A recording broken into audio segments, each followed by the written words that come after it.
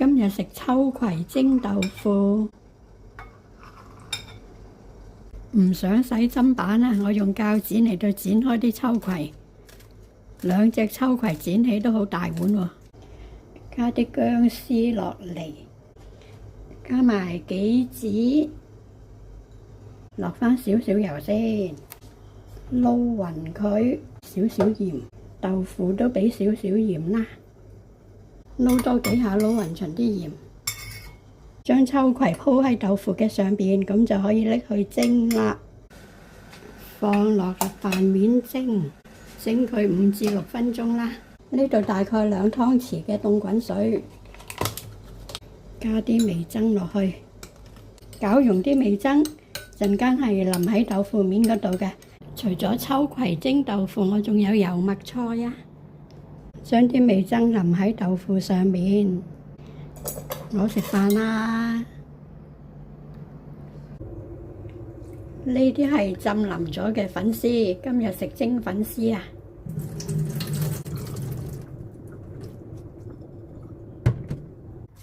再用啲熱水浸多佢，大概20分鐘啦。用金針菇同秀珍菇嚟到蒸粉絲。加啲薑蓉落去，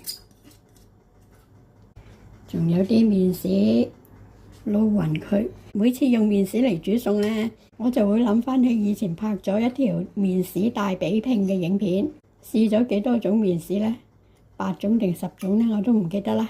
各位有興趣可以睇返麵豉大比拼呢條片啦，連結寫咗喺說明欄下邊啦。俾返少少糖啦，仲有少少油。繼續撈勻佢，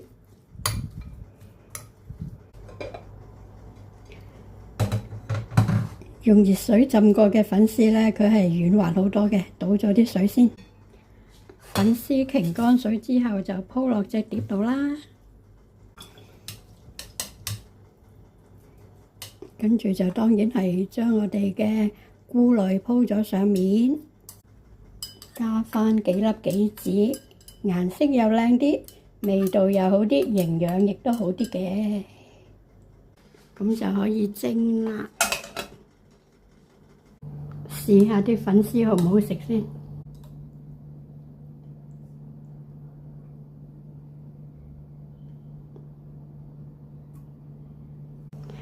滑捋捋嘅粉絲好滑啦，搵個羹兜住先。